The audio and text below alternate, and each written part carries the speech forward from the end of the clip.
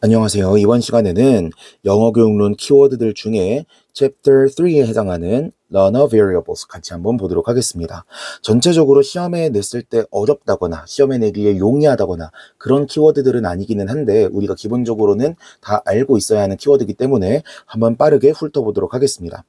첫 번째는 autonomy와 agency입니다.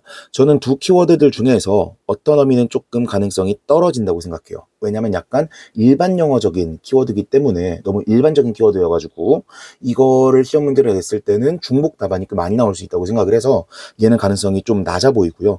agency도 비슷하긴 하지만 그나마 둘 중에 낸다면 얘가 조금 더 높지 않을까라고 생각을 합니다. agency는 TVP에서도 굉장히 강조를 하고 있는 개념이기도 한데 최근에 뭐 OECD 교육 나침반 같은 데서 보더라도 에이전시를 되게 중요한 가치로 내세우는 걸 볼 수 있기 때문에 시험 문제적으로 내는 방식은 어떻게 나올지 모르겠으나 키워드의 중요성 자체는 낮지 않다라고 볼 수 있겠습니다. 일단 이거는 정의를 좀 알아두면 좋을 것 같은데요. The ability to take charge of one's own learning. 스스로의 학습에 대해서 책임질 수 있는 능력. 을 에이전시라고 하죠. 그런데 이런 에이전시를 살리기 위한 방안이 무엇이냐라고 했을 때 원서들에서는 the use of strategies, 학습 전략을 사용하는 것이 에이전시를 살릴 수 있는 방법이다라고 나오게 됩니다. 그래서 바로 다음이 스트래티지에 관한 내용들인데요. 일단 제가 분류를 여러 가지로 해놨어요. 우리가 보는 PLLT나 TBP에서 나오는 모든 분류들을 다 모아놨다고 보시면 되는데 일단 메타코그니티브 스트래티지라는 게 구판에서 나왔었습니다. 최근에는 사라졌는데요. 아무튼 이게 우리한테는 중요한 개념이니까 여기다 넣어놨습니다. 메타코그니티브가 뭐죠? 우리가 코그니션, 인지 활동을 하는 거를 한 단계 위에서 바라볼 수 있고 조망하는 능력인 거죠. 이 메타코그니티브 스트래티지는 총 세 가지 단계로 나뉜다고 합니다. Planning, Monitoring, and Evaluating. 이 세 가지로 나뉜다고 하죠. 우리 교육학적 같은 것들 보다 보면은 여기 사이에 조절이라는 개념이 들어가서 regulating, 얘도 들어가는 경우가 있기는 한데 제가 아는 한 저희가 주로 보는 영어 교육론 교재에서는 planning, monitoring, evaluating 이렇게 세 가지만 안내하고 있는 것으로 알고 있습니다. 그리고 각종 strategy 그리고 메타코그니티브 스트래티지를 가르칠 때 유용한 교수법으로 think aloud 테크닉이 종종 언급되기 때문에 얘를 같이 언급해 두었습니다. 그 다음은 Three Meta Strategies라고 되어 있는데요. 일단 얘네는 명칭만 한번 보고 가셨으면 좋겠습니다. 제가 생각할 때 Cognitive Strategy든 Affective Strategy든 Social Cultural Interactive Strategy든 전부 다 시험 문제로 내긴 조금 어려울 것 같아요. 기입형으로는 내기 어렵고 다만 A 텍스트에서 코그니티브 스트래티지는 이런 게 있고 어펙티브는 이런 게 있고 소시오는 이렇게 있고 여기에 한 스킬 스트래티지가 한 3개 정도 나온 다음에 B 텍스트가 나오게 되면은 이 B 텍스트에 나와 있는 글이랑 이 전략이랑 매칭하는 문제 정도가 나올 것 같습니다. 즉 별로 보는 게 의미가 없을 것 같습니다. 넘어가서 답안 보면요. Compensatory Strategies라고 되어 있고 옆에 Communication Strategies 이렇게 되어 있습니다. 우리가 의사소통 상황에서 우리의 역량이 좀 부족해. 우리의 능력이 좀 모자라서 내가 표현하고자 하는 것들을 충분히 표현하지 못하겠어. 이럴 때 그러한 부족한 능력을 보충해주기 위해서 사용하는 게 compensatory strategies 혹은 communication strategies라고 볼 수가 있습니다. 그래서 이 compensatory strategy는 우리가 learning strategies 이라고 부르는 거에 반대말이라고 보시면 되겠고요. 러닝 스트래티지는 인풋과 관련된 것, 우리의 학습과 관련된 것이라고 본다면 compensatory는 우리의 아웃풋과 관련된 것이다 라고 볼 수가 있겠습니다. 자, 그래서 여기 아래 나와 있는 전략들은 조금 알아둘 필요가 있겠는데 1번부터 볼게요. avoidance, 피하는 거죠. 회피하는 겁니다. 그래서 뭐 통사적으로 어려운 구조를 피한다, syntactic하게 avoidance를 할 수도 있겠고 어휘를 피한다, lexical하게도 가능하겠고요. 특정 발음이 어렵다, phonological하게도 phonological 하게도 avoidance 할 수도 있겠고 주제 자체가 너무 어려워 topic avoidance를 할 수도 있겠습니다. 아무튼 avoidance를 한다는 것 자체는 우리 언어 학습, 언어 발달에 도움이 돼야 하는데요. 안 되죠. 그래서 가장 기피해야 될 전략이라고 말을 하기도 합니다. 다음 circumlocution은 그 아래 나와 있는 approximation하고 자주 헷갈리는 개념인데요. circumlocution은 뭐죠? 이렇게 애둘러 말하는 거죠. 예를 들어서 corkscrew, 코르크 따개가 있다고 쳐봅시다. 근데 이거를 우리가 말을 몰라. 그러면 어떻게 표현해야 되죠? 일단 우리가 비언어적인 방식으로 표현할 수도 있겠지만 말을 설명하는 대체어적인 표현으로 설명할 수도 있을 겁니다. 예를 들어서 the thing, 물건은 물건인데 that you open bottles with. 네가 이걸 가지고 병들을 딸 수 있어. 이런 식으로 말을 줄줄줄줄 풀어서 하는 거예요. 이게 circumlocution입니다. 자, 그럼 approximation은 뭐냐? approximate 자체가 가깝다는 뜻이잖아요. 인접하는 뜻이잖아요. 그래서 가장 비슷한 인접어를 사용하는 겁니다. 예를 들어서 나는 sailboat라는 말을 하고 싶어. 그런데 sailboat라는 말을 몰라. 그래서 조금 비슷한 단어인 ship을 그냥 갖다 써버리는 겁니다. 이게 approximation이에요. 즉, circumlocution은 부족한 어휘를 내가 알고 있는 최대한의 표현을 사용해가지고 막 줄줄줄줄 설명하는 거고, approximation은 비슷한 단어를 그냥 갖다가 써버리는 거다라고 보시면 되겠습니다. 그 다음 4번 prefabricated patterns는요. prefabricated, 미리 만들어둔 패턴들을 그대로 사용하는 거예요. 예를 들어서 그냥 우리가 말할 때 How are you? Nice to meet you. 이렇게 고정적으로 외워놓은 표현이 있다면 이걸 그냥 무지성으로 갖다 써버리는 걸 말하는 겁니다. 그 다음 코드 스위칭 같은 경우에는 말하다가 중간에 우리가 알고 있는 언어를 갖다 써버리는 거예요. 예를 들어서 I went to 시골집 in which my grandparents have lived. 이런 식으로 갑자기 영어를 말하다가 한국어를 말해버리는 겁니다. 됐죠? 그런데 여기 language 스위칭이라는 표현도 있어요. 기본적으로는 코드 스위칭과 language 스위칭은 같은 표현인데요. 그리고 어떤 원서에서 보느냐에 따라서 제가 지금 설명드릴 개념하고 반대의 용도로 쓰이기도 하는데 language 스위칭은 약간 활용론적으로 사용하는 표현입니다.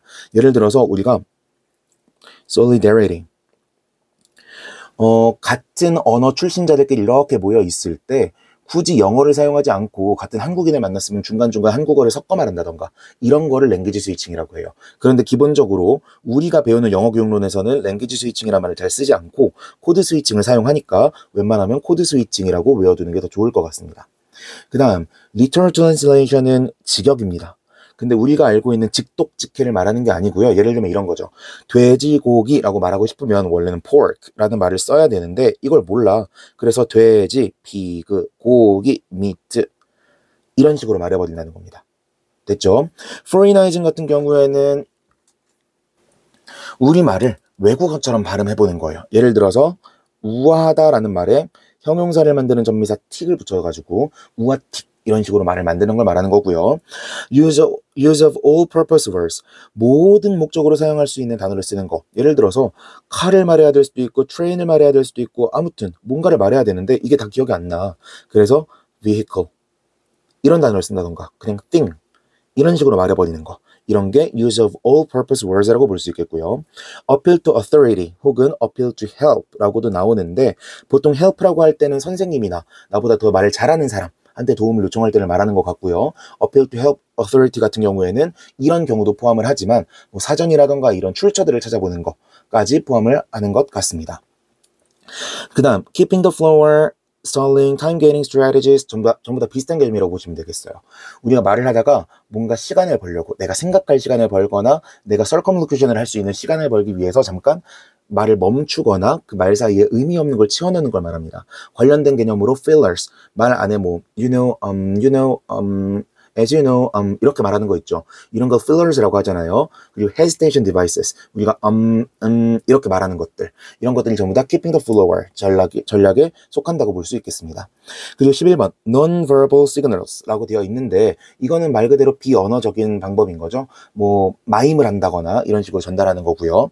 제가 여기 빼먹었는데 word coinage, 그냥 단어를 내 맘대로 만들어버리는 것도 포함이 될 수가 있겠습니다. 예를 들어서 우리 채식주의자라고 하면은 vegetarian이라고 하잖아요. 그런데 우리가 어떤 규칙을 하나 알고 있는 거야.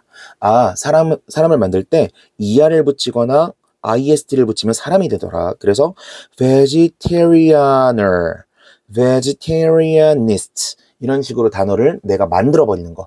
이게 word coinage라고 볼 수가 있겠습니다. 어렵지 않죠? 넘어가 보고요. Factors and styles. 사람마다 전부 다 학습 스타일이나 선호하는 인지 양식이 다르기 때문에 혹은 우리의 학습 방법, 전략을 선택함에 있어서 우리가 갖고 있는 요인들이 서로 다르기 때문에 이런 부분도 같이 배우게 됩니다. 가장 첫 번째로 써져 있는 게 field dependence, field independence입니다. 일단 여기에서 개념을 하나하나 설명하는 건 별로 의미가 없는 것 같아요. field는 그냥 기본적으로 컨텍스트라고 생각하시면 될 것 같습니다. 장의존형, 장독립형이 그냥 맥락에 의존하는구나, 맥락에서 떨어져도 괜찮겠구나 라는 거라고 이해하시면 되겠습니다. 맥락 속에서 학습을 하는 사람이다 보니까 커뮤니케이션을 하면서 실제로 의사소통을 하면서 공부하는 걸 선호하고요. 그리고 조금 더 플루언시에 집중해서 메시지 전달에 집중해서 학습을 하는 경향이 있다. 필드 인디펜던스는요. 한 개 요소씩 하나하나 격파하는 걸 좋아합니다. 그래서 스텝 바이 스텝으로 공부하는 걸 좋아하고요. 학습 요소가 sequential, 순차적으로 제시되는 걸 좋아하고 fluency보다는 accuracy에 조금 더 집중하는 학습을 하고요. communication이라기보다는 통상적인 classroom setting, 우리가 인스트럭션을 받는 그런 환경을 조금 더 선호하는 경향이 있습니다. 자, 그러면 앞으로 차차 설명드릴 스타일즈 나머지에도 해당이 되는 얘기인데, 그러면 이런 사람들한테는 어떤 학습 전략을 펼쳐야 될까요? 교수 전략을 펼쳐야 될까요? 선생님들이. 필드 디펜던스는 컨텍스트가 있는 걸 좋아한다며. 그럼 이 사람들한테는 컨텍스트가 있는 것만 줘야 돼요? 그럼 얘네한테 컨텍스트가 있는 걸 주면 안 되는 걸까요? 아니겠죠. 설명하기에 따라서는 얘네는 컨텍스트가 있는 걸 선호하니까 컨텍스트를 줘야 돼 라고 설명할 수도 있겠지만, 얘네는 컨텍스트가 없으면 공부를 못 하더라. 그래서 컨텍스트 없는 자료도 줘가지고 얘네한테 컨텍스트가 없는 상황에서도 학습할 수 있도록 길러줘야 돼 라고도 말할 수 있겠죠. 즉, 모자란 부분을 채워줄 거냐, 잘하는 부분을 강화시켜줄 거냐에 따라서 어떤 교수법이 적합한지에 대해서는 판단이 달라질 수 있다는 겁니다. 그래서 아마도 개념 정의가 나오면 그 키워드를 적도록 하는 시험 문제가 나올 가능성이 더 높다고 생각이 되고요. 그런데 가나 라 같은 경우에는 분명히 사용하는 도메인도 다르고 사실 세부적인 내용도 다르기는 하지만 우리가 느꼈을 때 서술할 수 있는 맥락이 거의 비슷해요.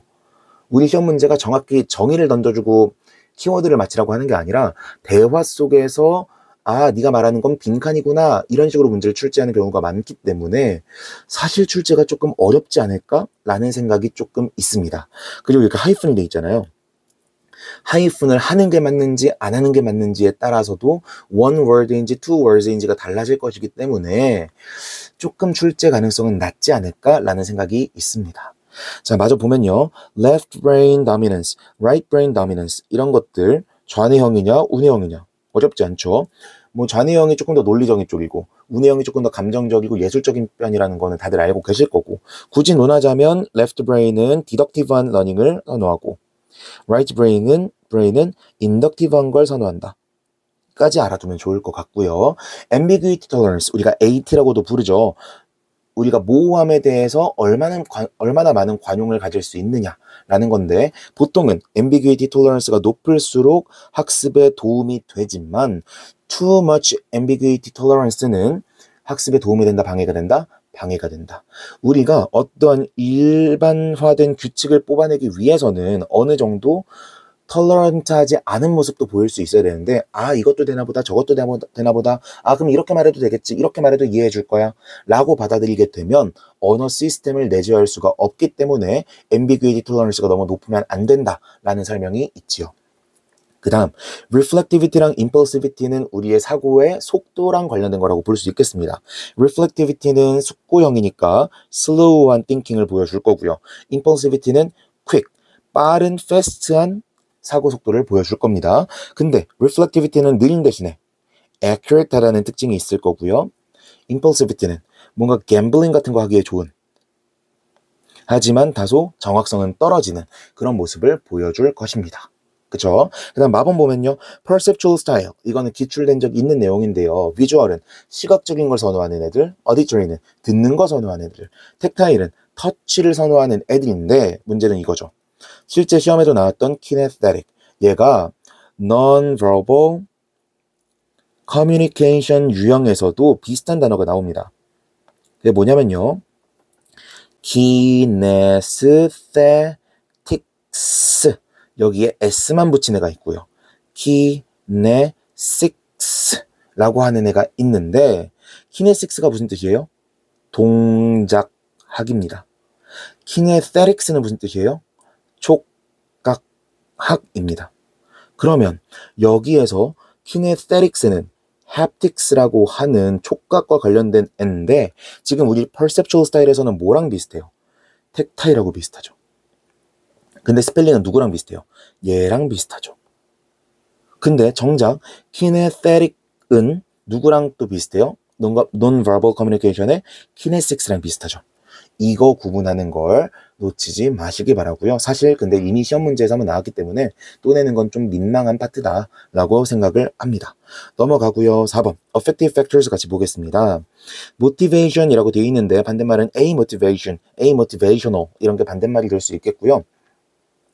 자, 유형은 우리가 잘 알고 있습니다. 내재적 동기냐 외재적 동기냐, 그리고 integrative, 어디에 통합되고 싶은 그룹에 소속되기 위해서 의사소통을 배우는 것이냐, instrumental, 우리의 성공을 위한 도구로서 언어를 배우는 것이냐, 이런 거에 따라서 모티베이션을 구분할 수가 있겠죠. intrinsic, extrinsic은 구분하는 걸 어렵지 않을 테니까 넘어가도록 하고요. integrative나 instrumental은 조금 애매한 부분이 있긴 하지만 얘도 제시문에서 나온다면 충분히 변별력 있게 내줄 거기 때문에 그냥 용어만 보고 지나가겠습니다. TBP에서는 얘는 motivation이라고 부르고 PLLT였던가요? integrative instrumental은 orientation이라고 부르긴 하는데 integrative orientation, instrumental orientation 이렇게 부르긴 하는데 굳이 이렇게 구분할 필요 없이 둘 다 motivation이라고 불러버려도 괜찮을 것 같습니다. 그 다음 anxiety인데요. anxiety의 구분은 총 두 가지라고 볼 수 있겠습니다. debilitative, facilitative. 해가 되느냐, 도움이 되느냐.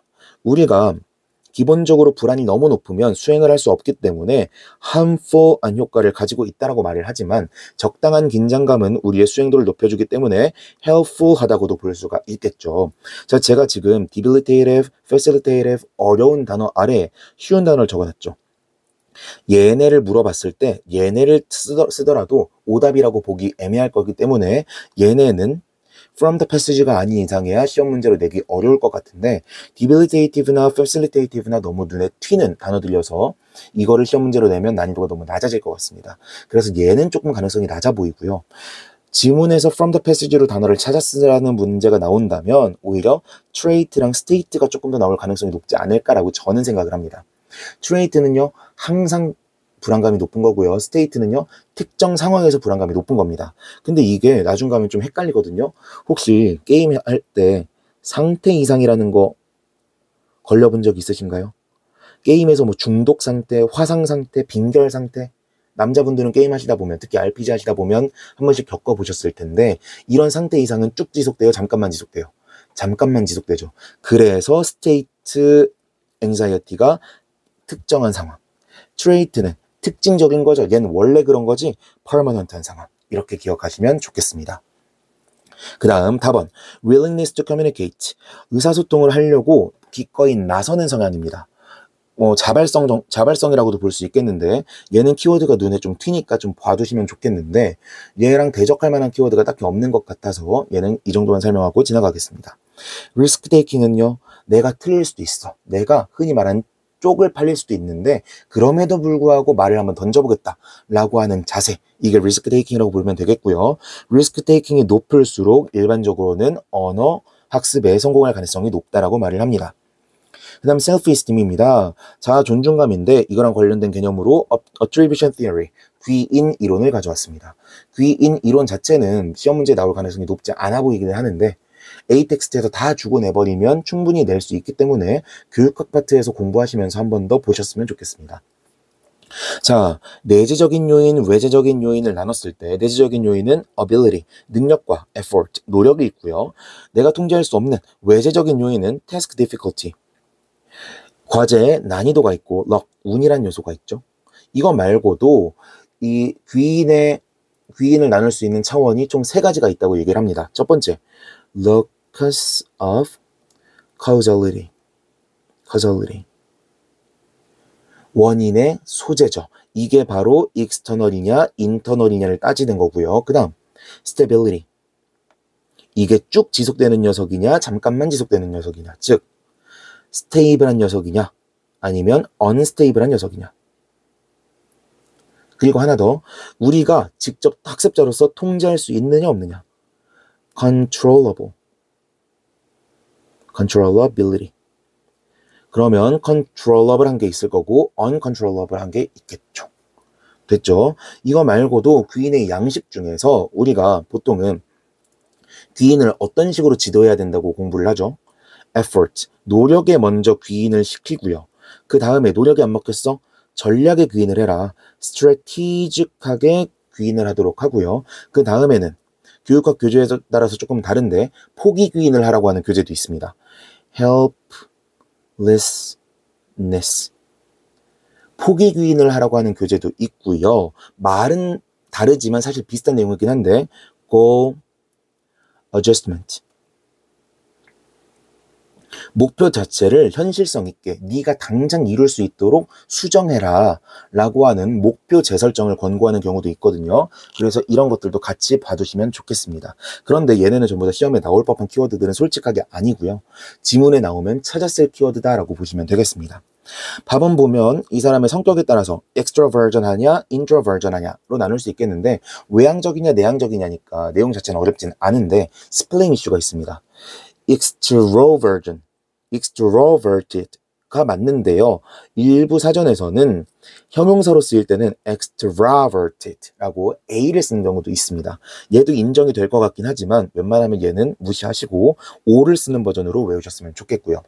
empathy는요, 감정이입이죠. 어렵지 않고요. language ego는 뭐죠?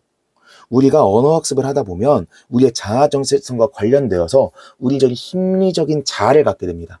그래서 이 자아를 위협받으면 어때요? 불안감이 올라가죠. 우리가 언어를 사용하려고 하는 억제감이 좀 더 높아지게 되겠죠. 사용하지 않으려고 하는. 그래서 랭귀지 에고랑 이니비션이랑 묶어서 보시면 되겠고요. 랭귀지 에고를 지킬 수 있는 방법 중에 하나가 뭘까요? 우리가 사용하는 영어 이름 사용하는 거. 영어 이름을 사용하게 되면 어떻게 되죠? 내가 영어 이름을 탐이라고 지어놨어. 근데 내가 말을 못하더라도 이거는 김과연, 제가 타격을 받는 거예요? 탐이 타격을 받는 거예요? 탐이 타격을 받는 거죠. 그래서 영어 이름을 사용하는 겁니다. 이니비션은 방금 말씀드린 것처럼 언어를 사용할 때 있어서의 태도에서의 억압 이런 것들을 말하는 거고요. 그 다음 5번 넘어가겠습니다. acculturation, 문화 변용이라고 부르는 개념이죠. 문화 변용이 뭐예요? 우리가 컬처를 러닝하는 것과 관계해서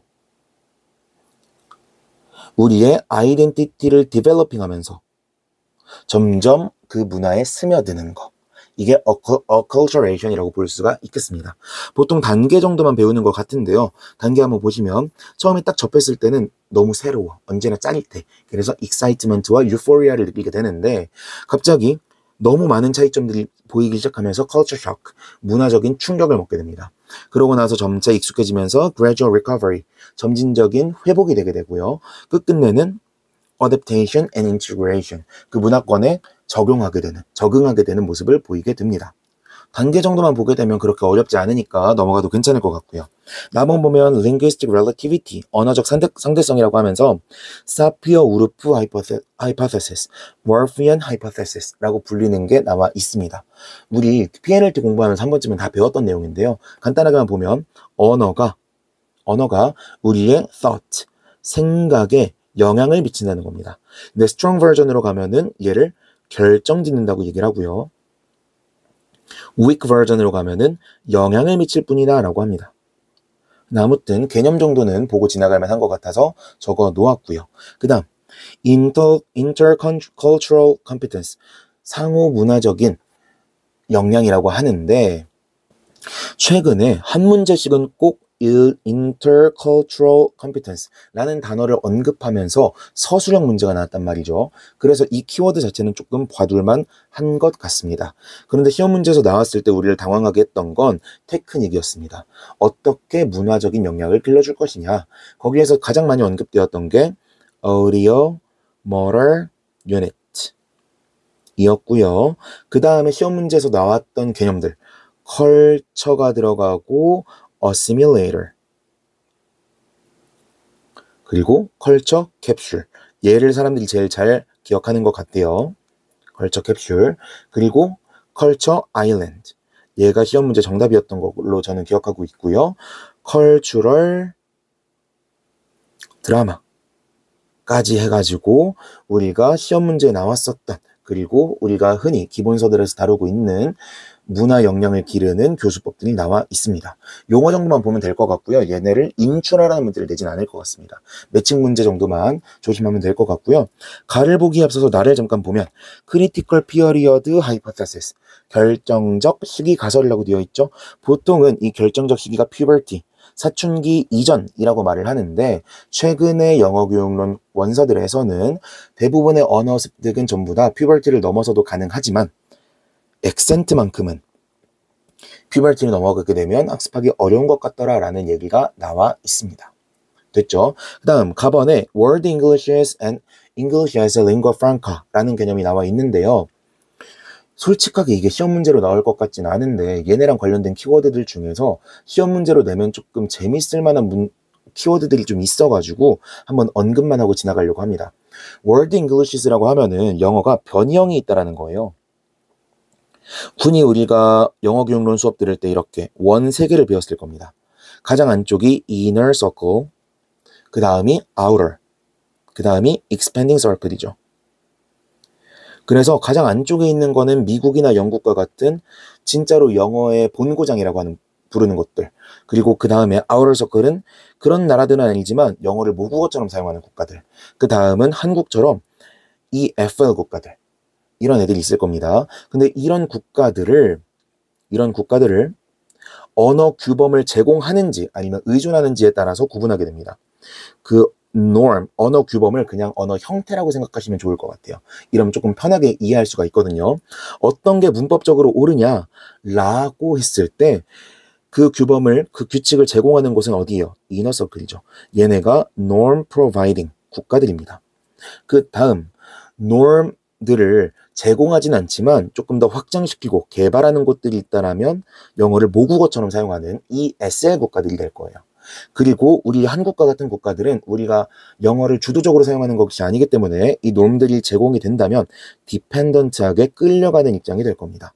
이렇게 말하는 게 World English라고 하는 개념이에요. 반면에 그 다음 개념인 English as a Lingua Franca, 얘가 굳이 시험에 낸다면 낼 수 있는 개념이라고 생각하는데, 얘네는 언어의 상호작용에 집중한 개념이라고 보시면 되겠습니다. 영어는 서로 다른 언어를 가진 국가들 사이에 상호작용을 할 수 있는 언어야. 그래서 mutual intelligence, 서로가 알아들을 수 있으면 되는 거야 라는 거에 집중하는 개념이에요. 무슨 뜻이냐? 기존에는 영어가 서로 다른 변이형을 갖게 된다는 걸 주장하면서 얘네가 진또백이고 얘네가 사용하는 거는 얘네의 모방일 뿐이라는 그런 뉘앙스를 전달해 왔는데, 이제는 영어가 특정 국가만의 것이 아니고 더 이상은 종속된 것이 아니라 모두가 사용하는 수단이라는 것을 인정한 거예요. 그래서 심지어는 원어민조차도 상대 국가, 비영어권 국가에서 이해를 하지 못한다면 본인들의 언어를 조절할 필요가 있다라고 말을 하는 겁니다. 이해되셨어요? 그리고 이제는 그렇다면 다른 비언어적인 비영어권인 국가에서 사용하는 영어도 인정을 하겠다는 거잖아요. 그래서 뭐 한국이라고 친다면 우리나라에서 사용하는 콩글리시와 같은, 예전에는 interference라고 봤던 모국어에서의 간섭을 이제는 language seepage, 언어적인 스며듦으로써 인정을 하겠다라는 겁니다. 그래서 우리가 영어를 모국어로 사용하는 국가들이 norm으로서 제공했던 이 영어에 초점을 맞춘 컴피턴스 그 자체에 집중하는 것이 아니라 결과적으로 우리가 서로 의사소통이 됐는지, 서로를 이해시켰는지에 집중해서 퍼포먼스에 조금 더 집중하는 거, 이게 English as a Lingua Franca라고 보실 수가 있겠습니다. 됐죠? 자, 그 다음에 뭐 English as a International Language, EIL 같은 개념도 나오게 되는데, 이런 것들은 약간 umbrella term, approach에 가까운 개념이어서 좀 넘어가면, 전 사실 이 용어가 시험 문제 나온다면 나올 수 있지 않을까라고 생각하는데, 우리가 흔히 보는 개론서에서 잘 안 나와서 Global English라고 하는 개념으로 지금은 도약했다라고들 설명합니다. 영어가 이제는 고정된 개념이 아니고 특정 국가에 종속된 개념이 아니고 유동성이 있는 언어, 계속해서 변화하는 언어라는 거를 강조하는 개념입니다. 그리고 다중 언어주의, 이제는 영어권 국가 아니고 다른 국가들에서도 사용하고 있기 때문에 이제는 다중 언어주의를 인정해야 된다라는 입장이 될 거고요. 이런 글로벌 잉글리시를 인정하면서 나온 개념이 글로벌 English Language Teaching입니다. 그리고 그 다음에 우리가 같이 알아뒀으면 하는 키워드까지만 언급을 드리면 Translanguaging 이라는 개념도 같이 알아두시면 그냥 뭐 관련된 키워드들 들었을 때 from the passage에서 답으로 찾을 수 있는 개념들이 조금 더 늘어나지 않을까라고 생각을 합니다. 자, 이렇게 해서 키워드들 한번 다 훑어봤는데요. 사실 설명할 게 없어서 설명을 더 길게 한 겁니다. 제가 지금 뭔가를 많이 늘어나가지고 되게 어려운 파트라거나 외울 게 많은 파트라고 느끼실 수도 있겠는데 제가 시험 문제에 나올 수 있겠다라고 생각하는 키워드들은 다음과 같습니다. 첫 번째, avoidance, 그 다음 circumlocution, 그 다음 approximation, prefabricated patterns, 그 다음 code switching. 그리고 영어학 문제랑 조금 섞어서 낸다면 word coinage, 이것도 조금 가능할 것 같고요. 그 다음 factors and styles에서는 ambiguity tolerance 정도가 시험 문제 나올 수 있을 것 같고 나머지는 전부 다 매칭 문제로밖에 출제가 안 될 것 같고요. 그 다음 motivation도 intrinsic, extrinsic 말고는 매칭 문제로 정도밖에 출제가 안 될 것 같고 anxiety는 trait랑 state가 조금 더 출제 가능성이 높을 것 같다라고 말씀은 드렸지만 사실 시험에 나올까 싶기는 합니다. 그리고 willingness to communicate는 3words인 단어가 얘밖에 없기 때문에 시험 문제 내기가 오히려 용이할 수 있겠다라는 생각이 들어서 체크를 해봤으면 좋겠고요. 솔직히 attribution theory, 귀인 이론 나오지 않을 것 같습니다. 그 다음 language하고 이게 옛날 word English와 같은 문제로 나올 가능성이 있다고 보고요. inhibition은 사실 심리학 용어기는 하지만 너무 약간 일반 영어적으로 쓰일 수 있는 키워드라고 생각을 해서 시험 문제 나오긴 조금 어려워 보이고 acculturation도 시험 문제 내긴 좀 어려울 것 같은데 culture shock 얘는 조금 나올 수가 있을 것 같습니다. 비슷한 용어로 culture stress 라고 하는 용어가 있기는 하지만 웬만하면 culture shock밖에 안 쓸 것 같기 때문에 얘가 시험 문제 나올 수 있을 것 같고요. 그 다음 Sapir Hypothesis라던가 뭐 Intercultural Competence 이런 것들은 나오기 어려울 것 같고 World English 이거 나오기 어려울 것 같고 이미 한번 나왔으니까 Lingua Franca는 시험 문제 한 번쯤 나와볼 만한 것 같습니다. Critical Period Hypothesis 이런 거 나오기 어려울 것 같고요. Puberty는 사실 제가 학부 다닐 때도 adolescence랑 뭐가 그렇게 다르지라고 당시에는 궁금증을 좀 가졌던 적이 있는데 adolescence 같은 걸 쓰는 사람들을 완벽하게 걸러내긴 조금 어렵다고 생각해서 이걸 키워드로 낼까 싶기는 한데 굳이 낸다면 얘를 낼 수도 있지 않을까라는 생각이 들긴 합니다. 근데 가능성이 낮으니까 얘도 그냥 지울게요. 아무튼 이 정도 키워드 말고는 이번 챕터에서 볼 만한 건 딱히 없을 것 같고요. 앞에서 줄줄줄줄 읊었던 것들은 한번 그냥 책 보면서 다시 한번 확인만 해보시면 좋을 것 같습니다. 이상 이렇게 해서 챕터 3 Learner Variables 마치도록 하겠습니다. 수고하셨습니다.